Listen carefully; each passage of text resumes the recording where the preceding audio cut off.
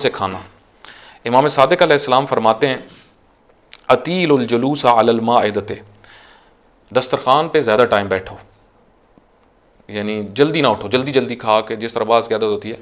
کہ جلدی جلدی آنا، تھوڑی دیر دسترخوان پر بیٹھنا اور سپیڈ میں کھانا اور نکلنے والی کرنا، ٹھیک ہے نہ، یہ نہ کرو۔ ایک تو آداب میں سے یہ ہے کہ کھانے کو چبانا، ٹھیک ہے، یہ خود آداب میں سے ہے غذا خوری کے،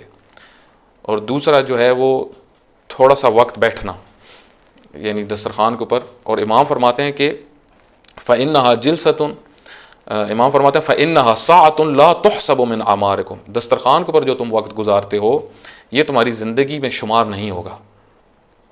کیا معنی زندگی میں شمار نہیں ہوگا؟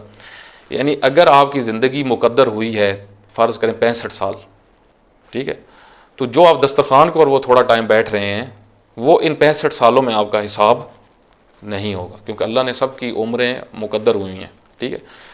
اس کے اندر پھر ایک کلام کے اندر بحث ہے کہ خود لوح بھی جو اللہ کے لوح محفوظ ہیں جہاں پہ ساری سب کے مقدرات لکھے ہوئے ہیں، اس میں پھر اس لوح کی 2 قسمیں ہیں، ٹھیک ہے۔ ایک جو ہے وہ بعض شرائط کے ساتھ ہے کہ وہاں پہ آپ کی بعض شرائط کے ساتھ زندگی بھی بڑھ سکتی ہے، رزق بھی بڑھ سکتا ہے، وہ ہے ذکر ہوا ہے، مثلا صدقہ دینے سے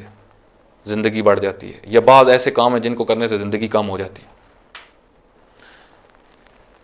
بہت ساری چیزیں ہیں جو روایات کے اندر ذکر ہوئی ہیں، ابھی میں اس طرف نہیں جاتا، کہ بعض کام کرنے سے باقاعدہ جو ہے اگر کسی کی عمر 30 سال لکھی ہوئی ہے فرض کریں تو اس کی عمر 20 سال ہو جاتی ہے کہ اس نے یہ کیوں کہ کام کر دیا، والدین کے ساتھ بد اخلاقی کی یا والدین کا عاق ہو گیا،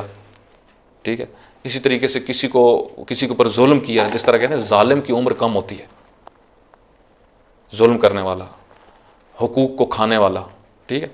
تو سب کی عمریں لکھی ہوئی ہیں کہ مقدرات میں، جو لیلۃ القدر میں ایک جو ہے وہ یہی کہ ہر سال مقدرات جو ہیں وہ لکھے جاتے ہیں کہ کس کی کتنی عمر ہوگی، کس کی، وہ اس میں پھر وہی ہے، وہ شرائط بدلتی ہیں بعض اوقات، ٹھیک ہے۔ تو آپ اگر کسی کی عمر 65 سال ہے تو یہ جو کھانے والا وقت ہے یہ اس میں شمار نہیں ہوگا۔ فَإِنَّهَا سَاعَةٌ لَا تُحْسَبُ مِنْ أَعْمَارِكُمْ۔ اس کے بعد